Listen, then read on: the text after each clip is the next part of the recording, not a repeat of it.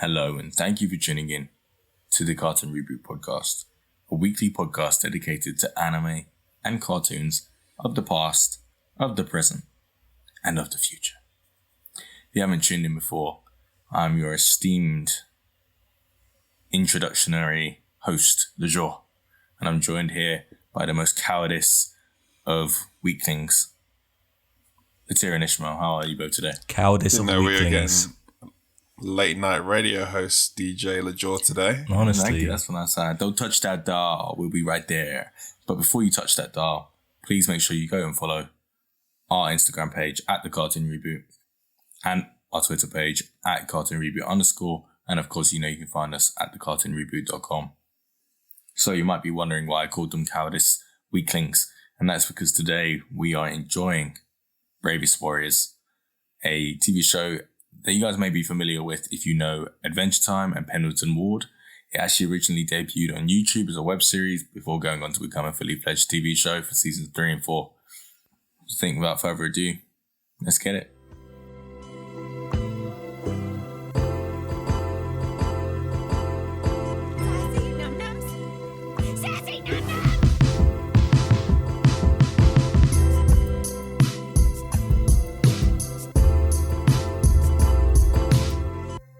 So there it is, guys. Bravest Warriors, a show that we've all enjoyed before, of course. But what do we think of this season specifically?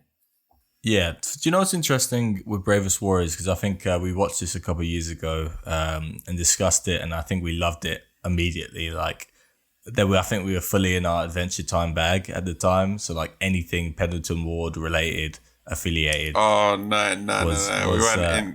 We went in the Adventure Time bag. We were in the Pendleton Ward. Yeah. That was really good. That's exceptional. That was amazing. And we were. That was very, very good. We were day patients in the Pendleton Ward, and we watched Bravest Warriors. We fell in love with Jelly Kid, Catbug, the whole cast, and I think we loved it. And it seems to have come such a long way since then. I know this is a couple of years old, obviously. I think it's still an amazing show. Non-PG Adventure Time is exactly what it feels like. And not to take it straight off target immediately, but obviously we just watched recently Bee and Puppy Cat. And it's so amazing how it has such a different vibe to that show. And all these shows that kind of come from the same school kind of still have that same familiarity, but just feel completely different from each other, which is really nice. Yeah, I agree. And I think you did sort of allude to it briefly, grown up Adventure Time. And I think whilst Adventure Time definitely was on more of the risque side, I guess, of children's TV shows, it could have done actually with a bit more of just a little teen twang to it, which I feel like Bravest Warriors pretty much does perfectly while still being its own show, which is why it's managed to go from being a YouTube web series to its own fully fledged TV show, which I'm actually surprised about because you would have thought people would have jumped at this straight away from season 1 based on how successful Adventure Time was. I think Adventure Time does enough with pushing the boundaries as it is without overstepping the mark and flicking people off in their episodes and whatnot. They get a bit cheeky sometimes, and they even push the boundary with the gore. So, it has its own way of doing things, and Bravest Warriors has its own way of doing things. And I like that Bravest Warriors, it serves as not a side dish, but almost like a complementary dish to what Adventure Time is. In that, if Adventure Time is for you, Simpsons. Yeah, it's the Shelbyville to Springfield. So it's quite nice in that sense that we get two options. The Joel's making a face right now. I said Futurama to Simpsons, and you said Shelbyville to Simpsons. To Springfield. What did you say? To Springfield. Yeah. That would argue they're polar opposites. I mean, in some ways they are. I think this is the 4th podcast in a row you've said polar opposites as well. I think that's your favourite phrase right now. Yeah, talking of polar opposites, you could say it's the polar opposites to Rick and Morty. Imagine if we keep just going down this rabbit hole. Yeah, I mean, that's what I said. It's the ice blast to my tango. So... Danny? That little guy is into Beth? Back in your own time, your absence has pushed your best friends together. Oh yeah, Danny is about to smooch all over that fresh little chuck wagon. See? Nothing will ever be the same. In exactly 120 minutes, Danny Vasquez and Beth Tezuka will share a juicy tongue kiss. Juicy? You can stop it, but only if you leave right now. But yeah, I mean, like you said, we are... Pendleton Ward arguably is one of the reasons we started this podcast when we initially watched The Midnight Gospel way back in another year, another lifetime. So we are self-professed Pendleton heads, pen heads, as we like to call the fan club. I mean, us pen heads have a mad click. But we still thank you. Wow. The zinger. We still will speak with honesty, and I think it's sort of refreshing to see. Out of ink. To see Bravest Warriors continue on its tread, actually build a narrative throughout 4 seasons, because it did come across as a bit of a shorts, funny TV show in the first season. Like, they had the funny bits. The story wasn't as cohesive as I would have liked, but it seems like they've really pushed it on further, coming into season 3, 4, and of course going into season 5. Please don't follow me, dude. Are you talking to me or your mysterious man friend again? He called himself the concierge. Hi, Concy G. Did he say hi back? No. Ah, quiet type, huh? Mysterious man friend who only the blind guy can see and hear. For sure. And I think if we can hyper-focus into the 2 episodes we managed to catch today, in season 3, starting off the season, obviously, with a time conundrum, which seems to be quite topical at the moment. We heard about the timeline. The timeline's messed up and it needs to be fixed. And I feel like that's it's accidental. Maybe it's coincidental. Maybe it's just destiny that we cover it at such a time of Marvel and Disney's obsession with timelines. But I thought they did it really well compared to other series.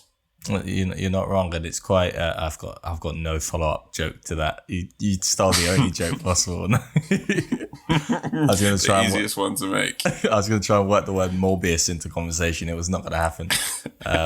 Mobius, my bad. Well, you could say the humour was quite low key. No, but we just used low key. Lad, you had to try harder. I did it better. You just had to try a bit harder, low key. You just said it louder, innit? Well, I guess you could say the show was quite marvellous. Anyway, edit point. I'd have to say. It's a shame we couldn't watch Bravest Warriors on the TV, eh? Oh, jeez. Ishmael, you are doing something different, and it's 3 a.m. I'm so It's my mind. I'm just feeling really creative right now. Because I'm the funny one. I'm the one that brings the fans in, and Ishmael's stealing all of my jokes. That's true. That is true. I would agree there. Maybe I'm a LeJour variant tonight. But we did, we got introduced to the concierge in season 3, this small, seemingly alcoholic character, who I actually was a big fan. The only thing I wasn't a fan of is that we didn't get to see the infamous cat bug in these first 2 episodes of the season. Obviously, fans of the show might know better than us, but cat bug from season 1 was one of the big highlights for me, and I'm not sure where he is in these 2 episodes or if he's in the next one or where season 2 ended. But even without him, with me missing him, I think the concierge and in the first episode has done an incredible job at being funny. Yeah, and also the character of young Danny Sanchez was super funny. Like in a way that came across as, like, initially you're thinking, okay, we've seen this sort of style of narrative across so many different TV shows, but like they kept it fresh, they kept it funny, original. I liked the fact that they didn't stretch it out too long, because sometimes stuff like this can happen for 4 or 5 episodes or whatever, sure. And then it gets resolved in the final episode. But boom, perfect start to season 3, just kick things off and getting back to the past, getting back to the start, getting back to the future. There was one thing that was stretched out, and it was his little pronounced nipples, which were a main topic of conversation in this episode. They were pronounced. They were very pronounced. They were. As Constantine have someone's told us. eye out, those things. And he was a very smart boy, young Danny Sanchez. And Well, he created a time machine. So you doing a secret handshake? I gotta make a business call. Is he doing it? Where is he? No, he's, Yeah. Woohoo! Woohoo! He pinched my buns! Oh, we're playing pinch tag like a couple of girls. God, no wonder he gets bullied. Look at you, shameful nipple boy. speaking of pronounced nipples, that probably takes us perfectly into the second episode that we managed to catch today, which was a much more the kind of I guess, what's the right word, represents how this is kind of the non-PG version. It's not really non-PG, but parental guidance, watch with an adult. It's the type Adult jokes. Swim version. Actually, Adventure Time wasn't Adult Swim. But was- it's the see, late that's night it. Adult Swim Exactly. version. Toes the line a bit further, if Adventure Time was a show for before 5 o'clock, this was a show that was meant to air before 8 p.m. and then after 8 p.m. is probably the even ruder version of the show that doesn't exist. Yeah, exactly that, because it does still have that self-censorship in it, where it does the num-nums, and they have very, very, loose euphemisms almost for what they do intend to mean. And this is a Makes giggle it funnier fest. in some ways. And I we've do all been in a argue giggle that, fest. I do argue that Magic Man was towing the line, though, with his magic tricks in Adventure Time, turning birds inside out. That was solid. That was risque. disgusting. It was disgusting. Magic Man But was everyone knows a thing or two about giggle fests, and this man loves to laugh. All right? I don't know how to respond to that. just to intercede. Magic Man was Adventure Time's version of Loki. I'd say he was a dick. He was a big dick for no reason, and he used magic. So that's the only two links I have, since it seems to be a Loki themed episode. But Ishmael, as a giggle fest expert, what can you tell us about that lovely episode in that we just watched? I liked it. I'll give it a solid 7 out of 10. The thing I really liked was the truth teller, the little kid who tells the truth all the time. He was quite the character, and he was reading everyone this episode. He knew what was going on from the start. He knew they were all ugly people, which made none of them ugly, and they needed to learn that lesson. So he was being the big brain. He was the MVP of the episode. He just needed to bring his people up. Relative? I mean, I think in this case, Because I would argue they now know they're all ugly, so there's no going back from that. well, there is, because their standards will be in hell now, which is where the episode was sort of based, because it kept getting lit on fire, didn't it? Yeah, So ugly is in the eye of the beholder. exactly. Nice takeaway. And I personally see myself as the truth teller. I see on this podcast, I see myself as the truth teller, and I have to tell two, let's say it as it is, ugly people, the truth sometimes. And sometimes they can't handle it, and sometimes they try and shun me away. I mean, But I won't 2/3 let of you. them- I won't let you. You have to tell them the ugly But no, truth. I love the truth teller. I think he played a great part in that second episode. And I think, it still just remains that this, it's same remedies as Adventure Time, and I know we keep saying it, but I just love the language they develop in these shows, and I love the way they speak and everything about it. So humorous, just so on such a shallow level immediately that you're already enjoying it, like hearing the words num-nums and all this stuff like giggle fests and smooches and everything is just already so stupid and fun that it makes the whole show more enjoyable straight off the cuff, even with the budding romantic storyline they're trying to tell in the second episode. During your stay on our unusually lovely planet, you are invited to partake of the Venus culture's liberal policies regarding sassy num-nums. Venus peeps all sassing up the num-nums right in my face. Danny Vasquez, I think we are in heaven. Hi there. Man, this place is a straight-up giggle party. These words remind me of someone else who came up with phrases and things of that nature recently. The man who created the phrase Somble Ludimer. Okay, you want to... Biffle Snabble and Sobble Womp and... This is a cry for help. Please reach out if you've ever heard the phrase Somble Ludimer. Ishmael thought it up in a dream once, and now he's convinced he's created a new word. The Somble Ludimer. The word Mr. used Pendleton, please reach out. to describe something that's shocking, not surprising. Something that's shocking but not all too surprising happening. Like you coming up with words The in your example I sleep. like to use. Ishmael being a complete weirdo as a Somble Ludimer. The Somble Ludimer. Do you know what it sounds like, Ishmael? It sounds like you were like doing an all-nighter, reading all Roald Dahl books, like just pounding back coffees, and then you just had a fever dream. Yeah. I just meshed together like random words, bits of words that I'd read.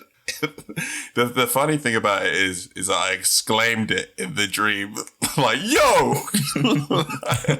Like the dude was just doing something. I don't know why everyone's so shocked. It's a bit of a Somble Ludimer. Somble Ludimer? Amazing. But no, going back to the original point, I do enjoy the idiosyncrasies that Pendleton Ward displays in his moving pictures that we call cartoons. Well, you wear many hats. He does line well. Yeah, he does. Look at him. He thinks he's very eloquent, and I got to rate Ishmael for it because you are the king of pseudo words. I think you would lend yourself perfectly to creating a dictionary for cartoonists all over the world, because phrases like Somble Ludimer could be slap bang in the middle of any one of these TV shows, and I think we just accept it as an actual That's word. a good idea, actually. That's a good idea. Slap bang in the middle of like a Adventure Time or something. People would be like, yeah, I'm on board with it. Bingo. And to your earlier point about the idiosyncrasies by Pendleton Ward, it's just there's a fine line with this sort of comedy, because if you get too rogue, you go into South Park, Final Space, F is for family territory, where you just swear therein. If you go too soft, it's sort of like people may not want to watch another sort of children's show, I guess, especially as it's free on YouTube. So they killed it. They keep it sort of fresh, entertaining. It gives me Midnight Gospel vibes because it's sort of sort of like adult, but not too adult in a weird way in terms of the language they use. And then visually this show's kicked on tenfold from season 1, obviously because it's now a real TV show. So like stunning in terms of the colours from my own personal perspective, but that was always going to be an easy win for Pendleton Ward. You guys are gonna have all kinds of sassy num-nums. Geez, kid, cut it out. You guys lie to yourselves, like everyone on this planet. But with my toilet paper tube, I see the truth. Pacey, you better run before I dish out another trouncing. Hey, leave him alone. So yeah, I mean, 10-10. And I think we all sort of knew. People loved Bravest Warriors from the get-go, so there was never really going to be too many bad things said.